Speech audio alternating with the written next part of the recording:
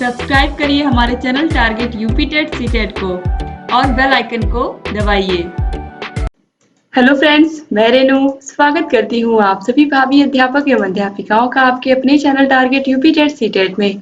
दोस्तों, आज की इस वीडियो में हम पढ़ने वाले हैं आप लोगों के डीएलएड सेकेंड सेमेस्टर के हिंदी सब्जेक्ट के राजन सीरीज के अति लघु उत्तरीय क्वेश्चंस की सीरीज में सेकेंड पार्ट। इससे पहले हम लोगों ने फर्स्ट पार्ट ऑलरेडी इसका कंप्लीट कर लिया है क्वेश्चन नंबर 35 तक। चलिए क्वेश्चन नंबर 36 से देखते हैं और ये लास्ट पार्ट है, यानी कि 2 पार्ट में आपके अति लघु उत्तरीय क्वेश्चंस भी कंप्लीट हुए हैं। तो चलिए स्टार्ट करते हैं। क्वेश्चन नंबर 36 है, कहानीकार का प्रमुख कौशल क्या होना चाहिए। कहानीकार का मतलब कहानी कहने वाला। कहानी कहने वाला मतलब कि जब आप बच्चों को कहानी सुनाएं तो बच्चों के अंदर एक जिज्ञासा का माहौल बना रहे, आखिर में अब आगे क्या होने वाला है कहानी में, अब कैसे क्या चीज ट्विस्ट और टर्न कैसे आने वाले हैं।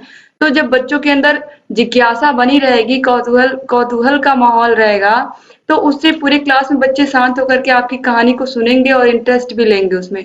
तो इसलिए बहुत जरूरी है कि आपके अंदर इस तरीके की का गुण होना चाहिए कि आप बच्चों के अंदर जिज्ञासा को बनाए रखें और उनके अंदर एक कौतूहल का भी माहौल बनाए रखें।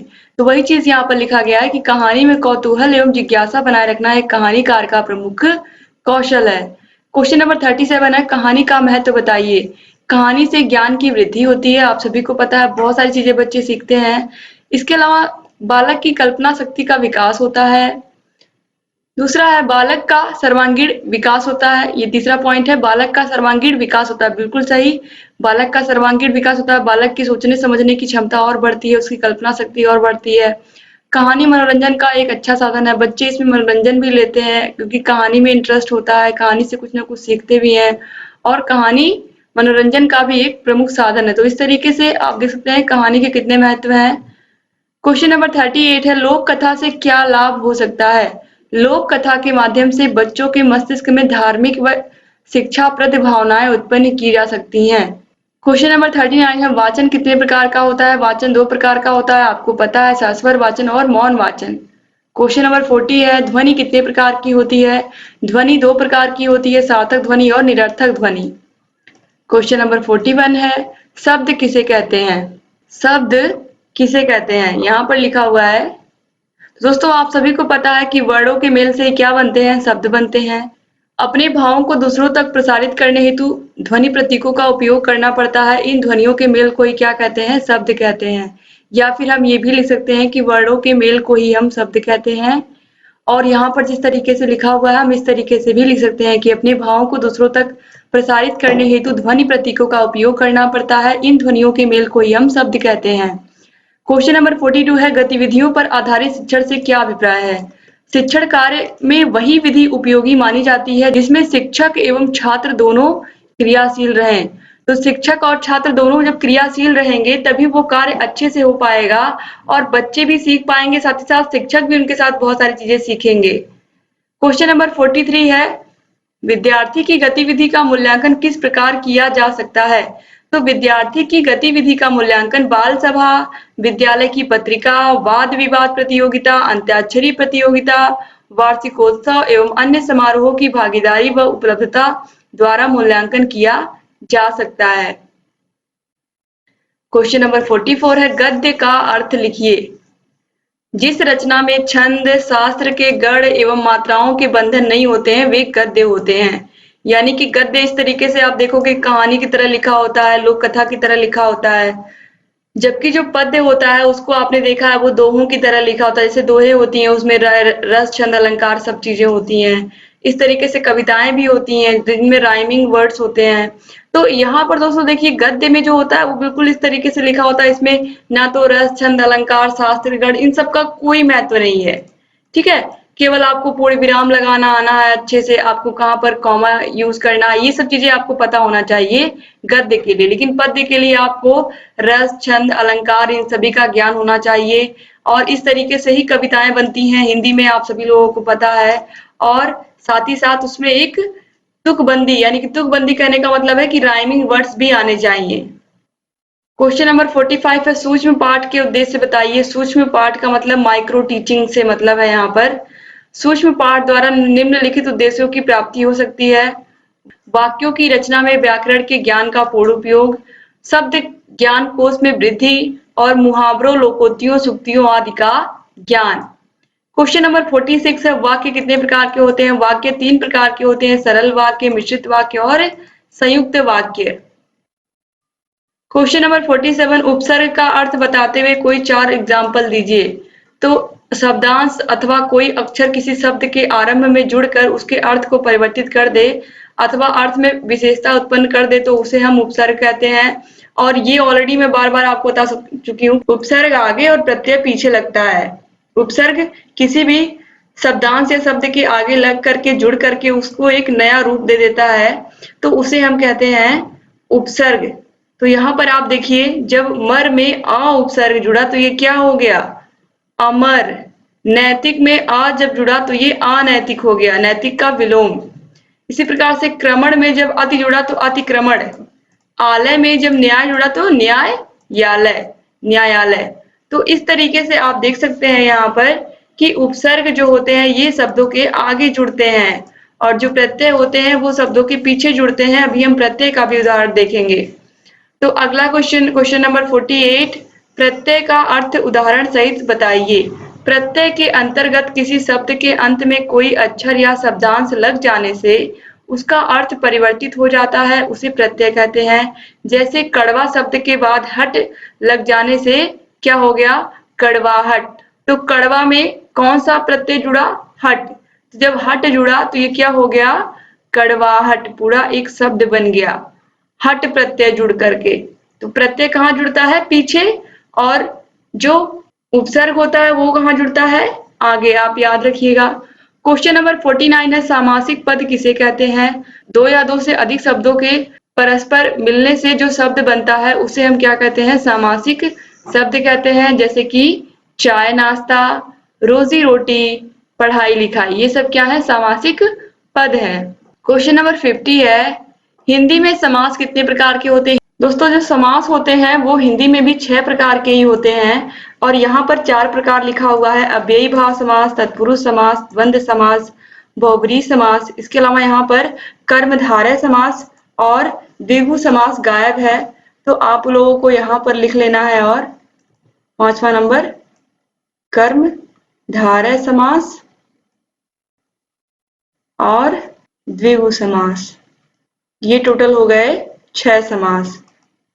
इसके बाद अगला क्वेश्चन है, क्वेश्चन नंबर 51, संज्ञा का अर्थ एवं भेद बताइए। आप सभी को पता है कि संज्ञा किसे कहते हैं?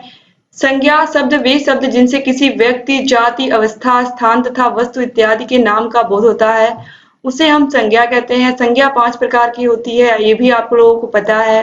व्यक्तिवाचक संज्ञा, जातिवाचक संज्ञा, भाववाचक संज्ञा, समूहवाचक संज्ञा और द्रव्यवाचक संज्ञा।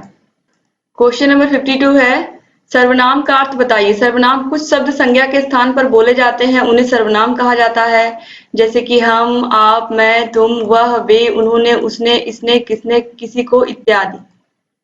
अब क्वेश्चन नंबर 53 है, सर्वनाम कितने प्रकार के होते हैं? दोस्तों, संज्ञा कितने प्रकार की होती है, सर्वनाम कितने प्रकार के होते हैं, ये आप लोग जरूर याद रखिएगा, आपके एग्जाम में इससे क्वेश्चन आता है। तो सर्वनाम 6 प्रकार के होते हैं, पुरुषवाचक सर्वनाम, निजवाचक सर्वनाम, संबंधवाचक सर्वनाम, प्रश्नवाचक सर्वनाम, निश्चयवाचक सर्वनाम और अनिश्चयवाचक सर्वनाम। अच्छे से आप याद रखिएगा, आपके एग्जाम की दृष्टि से बहुत ही महत्वपूर्ण है। क्वेश्चन नंबर 54 है, क्रिया के भेद लिखिए। दोस्तों, अगर कर्म के आधार पर हम देखें क्रिया के भेद, तो कर्म के आधार पर क्रिया 2 प्रकार की होती है, सकर्मक क्रिया और अकर्मक क्रिया। सकर्मक क्रिया में क्रिया का प्रभाव कर्म पर पड़ता है, जबकि अकर्मक क्रिया में ऐसा नहीं होता है। तो क्रिया के भेद कर्म के आधार पर अगर देखेंगे हम तो 2 प्रकार की होती है, सकर्मक क्रिया पहले नंबर पर और यहाँ पर ये रही अकर्मक क्रिया। क्वेश्चन नंबर 55 है, रचना के आधार पर क्रिया के भेद बताइए। रचना के आधार पर अगर हम क्रिया के भेद देखेंगे तो रचना के आधार पर क्रिया के 4 प्रकार होते हैं, प्रेरणादत्त क्रिया, संयुक्त क्रिया, नाम धातु क्रिया और पूर्वकालिक क्रिया। क्वेश्चन नंबर 56 है, द्रुत पाठ का क्या अर्थ है? द्रुत का मतलब तेज से शीघ्रता से पाठ को पढ़ना, तो आपको पता चल गया होगा। द्रुत पाठ का अर्थ है शीघ्रता से वाचन करना अथवा पढ़ना। क्वेश्चन नंबर 57 है, अभिव्यक्ति का अर्थ बताइए। व्यक्ति के द्वारा प्रकट किए गए भावों को ही क्या कहते हैं? हम अभिव्यक्ति कहते हैं। व्यक्ति अपने हृदय के विचारों को भाषा एवं वाणी का रूप प्रदान करता है, वह अभिव्यक्ति होती है। यानी कि हम अपने भावों को, विचारों को, जो भी हमारे अंदर की भावनाएं हैं, विचार हैं, उनको जब हम किसी दूसरे व्यक्ति के सामने प्रकट करते हैं या व्यक्तियों के समूह के सामने भी प्रकट करते हैं, तो उसे हम क्या कहते हैं?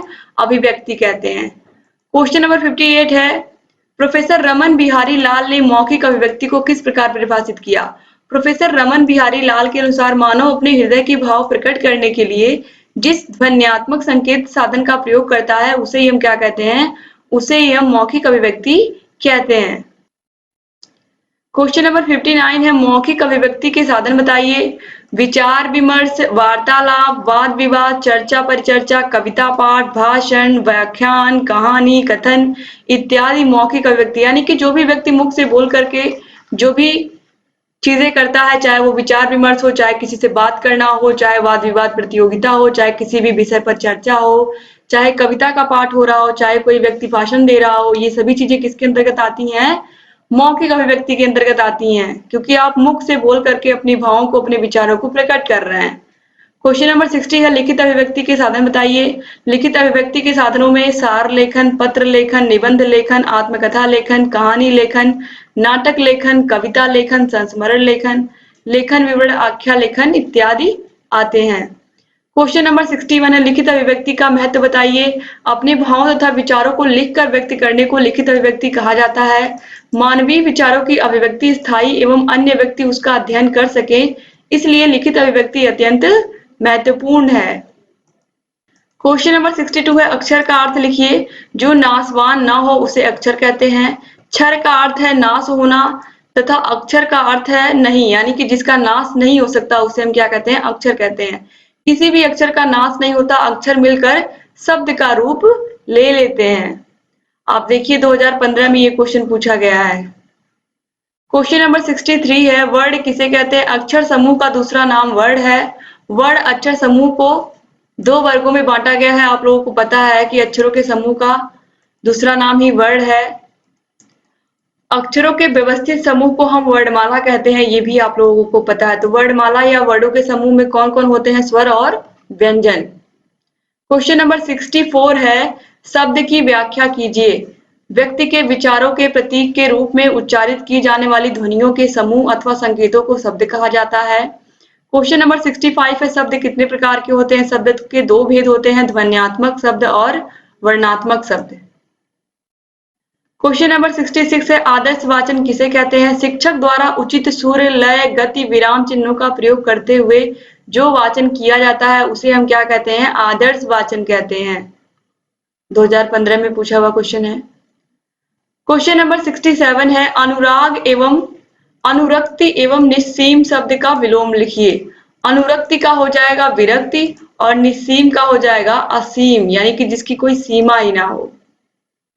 क्वेश्चन नंबर 68, विस्मयादिबोधक चिन्ह का प्रयोग कब करते हैं? विस्मयादिबोधक चिन्ह का आप लोगों को पता है संकेत ये होता है। विस्मयादिबोधक चिन्ह का प्रयोग तभी करते हैं जब बहुत अधिक किसी को दुख होता है, बहुत अधिक अचानक से बहुत खुशी हो जाती है, किसी से बहुत तेज घृणा हो जाती है, हर्ष, घृणा इत्यादि का बोध करने के लिए विस्मयादिबोधक चिन्ह का प्रयोग करते हैं। यानी कि जहां पर इंसान बहुत खुश होता है, जैसे कि अरे वाह मैं पास हो गया, या इस तरीके से अरे यह क्या हुआ, तो इस तरीके से हमें इस चिन्ह का प्रयोग करना होता है। तो आपको ये सब चीजें याद रखनी है कि विस्मय, पीड़ा, अत्यधिक हर्ष, घृणा इत्यादि का बोध कराने के लिए विस्मयादिबोधक चिन्ह का प्रयोग करते हैं। क्वेश्चन नंबर 69, सम उपसर्ग से बनने वाले दो शब्द लिखिए। सम उपसर्ग में सम उपसर्ग जब गीत में जुड़ेगा तो संगीत बन जाएगा, मान में जब सम उपसर्ग जुड़ेगा तो सम्मान बन जाएगा। क्वेश्चन नंबर 70, प्रकृति का सुकुमार कवि किसे कहते हैं? 2019 में ये क्वेश्चन पूछा हुआ है। प्रकृति का सुकुमार कवि हम सुमित्रानंदन पंत को कहते हैं।